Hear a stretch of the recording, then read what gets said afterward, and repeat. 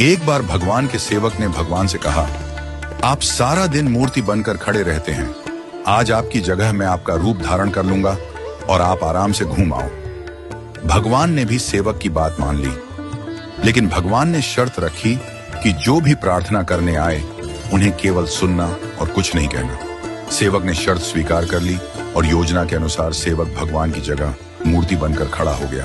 पहला व्यक्ति जो मंदिर में आया वह एक व्यापारी था।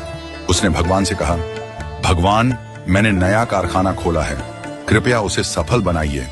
व्यापारी माथा टेकता है और तभी उसका बटुआ गिर जाता है। वह बटुआ गिराकर बिना देखे चला जाता है। सेवक बेचैन हो जाता है और सोचता है कि व्यापारी को बता दे कि उसका बटुआ गिर गया है, लेकिन भगवान की शर्तों के अनुसार वह कुछ नहीं कहता। कुछ समय बाद एक गरीब आदमी आता है और भगवान से कहता है, भगवान, घर में खाने के लिए कुछ नहीं है, कृपया हमारी मदद करें।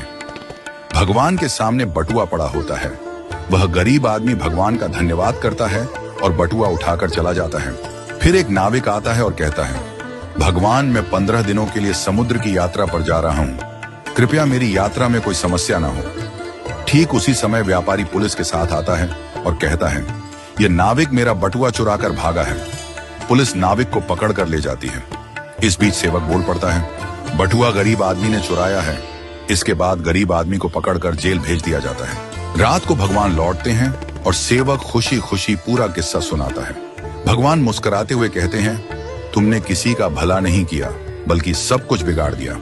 वे आगे कहते हैं, व्यापारी का बटुआ गिरना कोई बड़ा नुकसान नहीं था, वह गलत धंधा करता है, और अगर उसका बटुआ गरीब आदमी को मिल जाता तो उसके बच्चों को भोजन मिलता और उसकी परेशानियां दूर हो जाती। भगवान ने कहा, नाविक जिस यात्रा पर जा रहा था वहां एक तूफान आने वाला था। अगर वह जेल में होता तो उसकी जान बच जाती और उसकी पत्नी विधवा होने से बच जाती।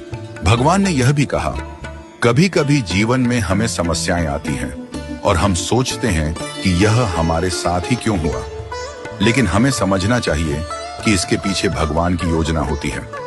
भगवान ने हमें यह सिखाया कि जो भी होता है वह हमेशा अच्छे के लिए होता है, भले ही हमें वह समझ में ना आए। इस कहानी से यह शिक्षा मिलती है कि हमें भगवान पर विश्वास रखना चाहिए और जो भी घटनाएं घटित होती हैं उन्हें अच्छे के लिए मानकर स्वीकार करना चाहिए। भगवान की योजना हमेशा हमारे भले के लिए होती है और कभी कभी हमें उस योजना को समझने में वक्त लगता है। हमें हमेशा यह मानकर चलना चाहिए कि जो भी होता है वह हमारे भले के लिए ही होता है और हमें उसमें भगवान की मर्जी को स्वीकार करना चाहिए।